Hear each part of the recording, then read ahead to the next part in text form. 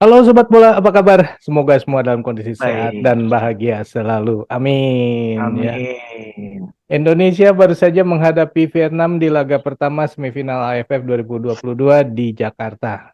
Dan Ya, hasilnya memang imbang, 0-0 tanpa gol. Tapi sepertinya ini adalah laga timnas Indonesia terbaik selama ajang AFF 2022 ini. Apa betul begitu, Bro? ya, ya. Kalau saya sih setuju ya dengan statement seperti itu ya. Karena walaupun kita melihat hasilnya adalah imbang, Mhm. tapi dari sisi permainan terlihat bahwa pemain-pemain Indonesia itu sudah bisa bermain dengan organisasi yang dengan baik, kemudian mereka bisa bermain secara kolektif dengan juga cara-cara yang baik. Tidak terburu-buru, kemudian bangunan serangan juga dilakukan terskema, terencana dengan baik. Cuma Mhm. memang yang tidak baik adalah hasilnya. Karena kalau kita merujuk pada peluang, justru peluang-peluang dari timnas kita justru lebih banyak dan lebih ya probabilitasnya sebetulnya lebih tinggi ya untuk Mhm. terciptanya gol. Cuma memang eh, kiper dari Vietnam ini bermain juga sangat baik. Dialah yang bisa menggagalkan apa kemungkinan Indonesia bisa menang di laga ini. Itu bro. Ya. Indonesia sendiri bermain seperti apa, Bro? Ya, memang kan seperti yang saya duga ya, sepertinya akan ada penempatan di 5 pemain di belakang, seperti Asnawi, Arhan, ada Rizky Ridho, Fahrudin, dan justru ada fleksibilitas posisi yang ditempati oleh Jordi Amat. Ketika tim Indonesia dalam transisi negatif, dalam posisi bertahan, Jordi Amat bisa mengambil posisi sebagai pemain bertahan. Mhm. Tapi ketika transisinya positif, Indonesia mulai menyerang, Jordi Amat justru bisa berdampingan dengan Mark Klok untuk membantu serangan dari tengah. Makanya pada saat di babak pertama, yang justru sangat mengagetkan adalah bagaimana jalinan serangan justru banyak dilakukan dari tengah, dari Marcelino Ferdinand dan Yakob Sayuri ya. Yakob Mhm. Sayuri juga ini pemain yang sangat luar biasa di pertandingan ini menurut saya ya. Mhm. Dan apa ya, tidak terlihat pemain-pemain Indonesia demam panggung dalam dalam pertandingan ini. Hmm. Dan yang lebih meyakinkan lagi bahwa saya juga setuju dengan statement awal tadi, bagaimana pemain-pemain Indonesia bisa meredam permainan Vietnam. Dari mulai garis tengah, permainan Vietnam sudah tidak bisa masuk untuk Hmm. menusuk ke dalam. Sehingga dalam pertandingan ini boleh dibilang peluang Vietnam nol gitu loh bro. Hmm. Walaupun kalau lihat dari statistik ada satu shot on goal ya, tetapi itu dianggap tidak bagus. Karena saya lihat dari ini ya, ancaman ya, Hmm. terlihat dari ancaman yang bisa mengganggu gawangnya Nadio. Dalam hal ini tidak ada satupun gangguan yang berarti ke gawangnya Nadio. Karena semua Hmm. bisa putus dan ini juga karena barisan belakang kita bermain dengan lugas seperti yang saya prediksikan juga Mhm. bahwa barisan belakang Indonesia akan bermain lugas dan itu adalah salah satu cara untuk bisa meredam. Hmm. Tapi permainan lugas ini juga kemudian bisa menjadi efektif kalau terjadi pemain-pemain lain yang di tengah itu siap untuk melakukan transisi. Hmm. Dan itu bisa dilakukan dengan baik oleh Marcelino, oleh Mark Klok, oleh Sayuri gitu loh. Dan Hmm. Dendi juga. Dendi ini Hmm. juga bermain juga bagus di pertandingan ini, bro. Ya, ya.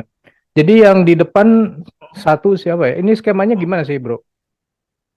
Ya, saya menduga ya, walaupun dalam line up seperti yang tersaji di layar televisi mungkin seperti itu, tapi saya menduga bahwa tetap ada 5 pemain di belakang.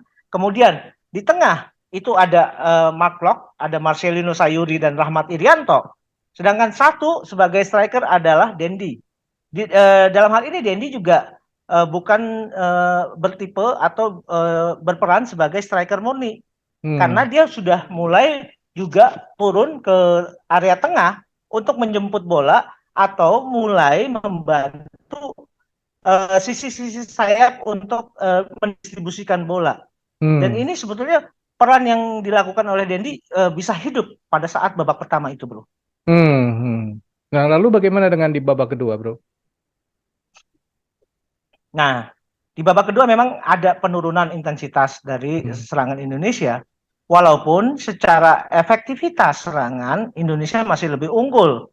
Karena dalam hal ini Pak Hang Seo juga akhirnya mulai menyadari bahwa dia sepertinya di Hmm. babak pertama masuk ke dalam jebakannya STY nih sebetulnya. Hmm. Karena apa, dari sejak awal Vietnam sudah menguasai bola dengan penguasaan bola yang lebih banyak, dengan harapan mereka juga sudah mulai bisa secara intens melakukan serangan-serangan. Dan Hmm. mereka tidak mengira bahwa itu jadi semacam bumerang ya, bahwa Hmm. permainan transisi Indonesia kali ini di pertandingan ini bermain dengan rapi gitu, transisinya juga bagus gitu. Hmm. Nah, itu kemudian disadari oleh Pak Hang Seo di babak kedua. Jadi pada babak kedua, Pak Hang Seo juga lebih banyak menunggu sebetulnya.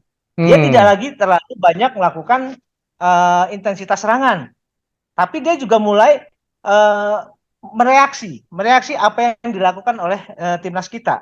Nah, Hmm. karena Indonesia juga sepertinya keluar dari strategi awal, karena dia timnas kita juga harus mulai beradaptasi dengan gaya permainannya Vietnam. Makanya itu ada terjadi perubahan dari intensitas serangan. Jadi eh, permainan di babak kedua itu justru banyak berkutat hanya di tengah gitu loh.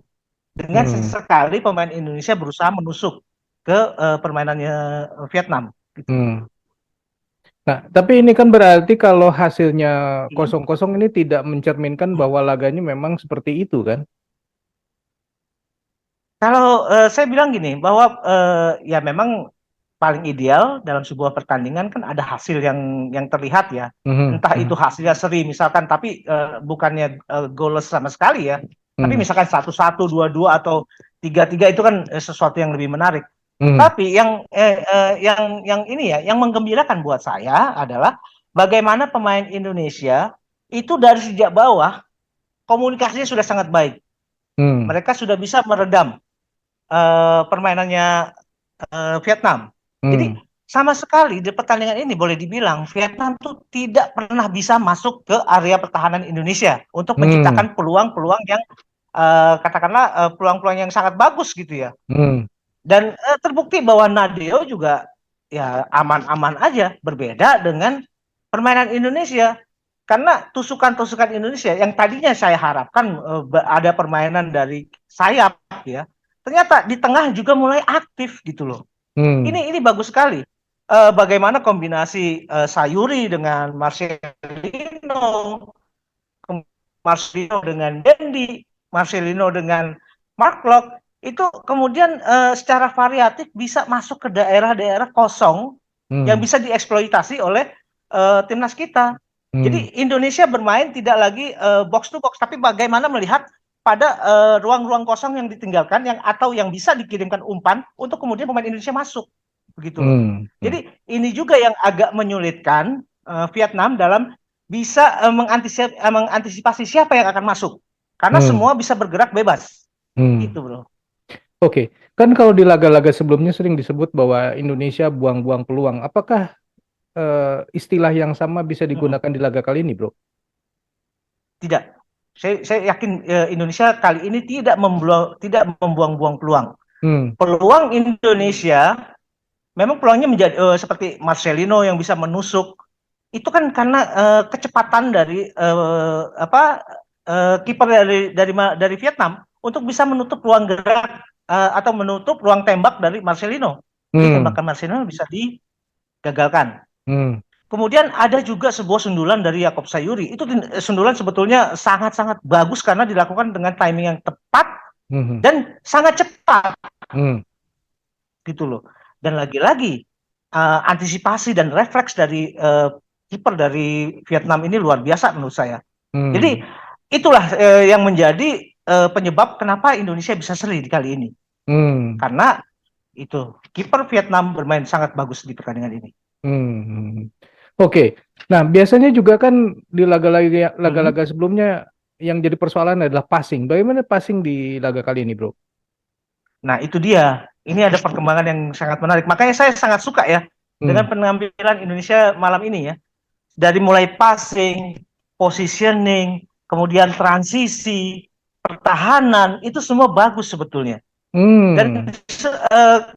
bisa bisa jadi bahwa walaupun pertandingan ini berakhir seri, tapi STY masih bisa punya ini ya, punya sedikit optimisme yang akan lebih besar lagi kalau menatap pertandingan kedua. Bahwa biar bagaimanapun kita toh juga bukan tim yang bisa dianggap mudah dikalahkan kalau bermain di kandang lawan. Itu belum Hmm. tentu juga. Karena Hmm. dalam sejarahnya kita pernah bertanding 2-2 di semifinal Hmm. dengan Vietnam. Walaupun Indonesia pada saat itu tertinggal dan itu yang menyebabkan Vietnam gagal melaju ke final di Hmm. Piala AFF juga. Hmm. Kali aja sejarah ini bisa terulang. Hmm. Kalau Indonesia bisa memasukkan gol ke gawang Vietnam di pertandingan away, itu akan sangat bagus menurut saya. Ya. Sekalipun misalkan hasilnya seri tetap Indonesia yang akan lolos kan begitu ya? Iya, betul. Oke. Karena ada agregat gol, produktivitas, ya. Iya. Agresivitas maksud saya Oke. itu. Nah, Bro, di laga ini juga Hmm. ada beberapa kejadian yang pernah kemarin kita bahas juga bahwa hati-hati dengan pemain Vietnam yang namanya Duan Van Nah, Hao. how? Ya, ini memang ajaib juga ini pemain ya. Apa? Ketika pertandingan melawan Malaysia, Mhm. sebetulnya ini kalau menurut saya ya seharusnya Malaysia dapat hadiah penalti dan Duan Van Hao minimal dia kena kartu kuning atau sangat mungkin juga dia bisa kena kartu merah Mhm. karena pada saat itu posisi pemain Malaysia sudah tinggal berhadapan dengan kiper. Betul. Tapi bebas loh, Ya, tidak dianggap sebagai benturan yang biasa. Padahal ya, pemain Malaysia itu ditubruk. ya. Dan kali ini Dendi Sulistiawan juga jadi korban gitu loh. Dan herannya lagi-lagi dia juga bebas dari hukuman kartu gitu loh. Dan ajaib juga ini pemain ya. Dan sebetulnya sih kita juga sudah bisa menyangka ya dan mengira bahwa Doan Van Hao ini pemain kotor. Hati-hati dengan pemain ini gitu Hmm. loh. Dan terbukti malam ini. Ya, yang saya heran itu ya selalu bisa mengelabui wasit. Wasit itu sampai seolah-olah tidak melihat ada sesuatu gitu. Kan heran. Ya, Jangan-jangan dia punya sebetulnya perisai, perisai energi. Jadi mau bisa buat jadi ya jahat bro ya. apapun juga gitu nggak kelihatan sama wasit. Bebas ya. Wah, iya, gila. Sakti ini Ya orang. itu Ini sakti memang. ya Hmm. boleh nggak saya katakan bahwa Van Hmm. Hao ini adalah juara atau jagoannya main kotor di Asia Tenggara. Ya, kalau melihat dari track recordnya dan dia juga pernah buat Evan Dimas keluar lapangan gara-gara cedera, itu Doan Van Hal. Dan kemudian kita lihat bagaimana permainan dia ketika lawan Malaysia dan sekarang dia melakukan hal yang sama ketika melawan Indonesia dengan gaya-gaya permainan yang kecenderungannya kasar dan itu bisa mencederai lawan. Itu Hmm, bahaya sekali sebetulnya. hmm. Jadi saya sih ya betul lah kalau saya bilang bahwa pemain ini memang selama gelaran AFF dia pemain yang paling kotor kalau menurut saya ya. Dan saktinya dia selalu eh, lepas dari pengawasan Bebas. wasit. Itu yang heran. Dia Iya, punya iya, dukun betul. siapa nih? Mungkin punya jimat di sini, bro, yang kita nggak tahu. Oke, Betul, kita betul. eh, Hmm. kita lihat lagi mengenai hasil ini imbang, berarti imbang ini sebenarnya tidak menunjukkan bagaimana laga itu berlangsung ya, Kak, bro ya. Nah, Betul, kita betul. prediksi sedikit deh. Kita lihat ke depan sedikit Hmm. ketika nanti Indonesia akan berkunjung ke Vietnam. Kira-kira di sana akan Oke. seperti apa, bro? Ya tentu kan salah satu yang membuat pemain Vietnam kalah bertanding malam ini dan dia tidak bisa berkembang itu kan salah satunya adalah faktor penonton juga itu juga punya pengaruh ya itu harus Mhm. kita akui lah Hmm. itu harus kita akui secara objektif. Nah, bisa jadi bahwa kondisi yang sama itu bisa terjadi pada saat timnas kita bertanding ke Vietnam nanti, bahwa Mhm. dukungan penonton dan biasanya penonton-penonton Vietnam begitu tahu yang dilawan adalah Indonesia, tentu punya sensitivitas yang berbeda gitu loh. Hmm. Mhm. Mereka juga punya fanatisme juga yang berbeda karena boleh dibilang salah satu yang menjadi daya tarik dari pertandingan antara Indonesia dengan Vietnam adalah dua pelatih ini. Karena dua Hmm. pelatih ini adalah dua pelatih yang boleh dibilang pelatih-pelatih top lah yang berasal dari Korea gitu loh. Mhm, mhm, Nah, ini juga kan sepertinya di pertandingan berikutnya nanti kayaknya sih Vietnam juga akan berusaha menjebol gawang Indonesia mhm, dengan cara apapun ya. Pasti mhm, mereka akan bermain lebih intens dan mhm, kalau saja gaya atau gaya bermain dan disiplin permainan Indonesia di belakang dan di tengah seperti malam ini, rasanya kok saya juga masih punya optimisme ya bahwa Indonesia bisa menahan Vietnam nanti gitu loh bro.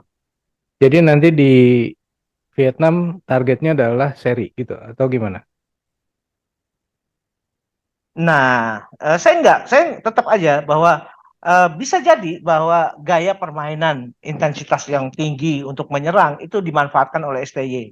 Karena Hmm, STY kan lihai dalam memainkan permainan transisi, hmm, terutama dari sayap ya, hmm, yang selama ini biasa terjadi kan memang penguasaan bola belum menjamin sebuah tim bisa menghasilkan eh, nilai penuh ya. hmm, Tapi bagaimana bisa mengefektifkan sebuah peluang itu adalah yang dituju oleh STY nanti. Saya pikir gitu. hmm. Oke. Ya, kelihatannya kita harus puas dulu kali ini dengan hasil seri 0-0 tanpa gol melawan Vietnam.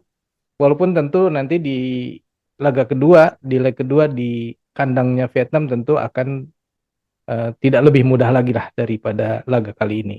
Lebih berat saya pikir, Bro. Lebih berat buat Indonesia, tapi mudah-mudahan Indonesia berhasil ya dan kita akan Amin. bertemu di final entah dengan siapa, apakah Thailand atau Malaysia. Saya senangnya dengan Malaysia.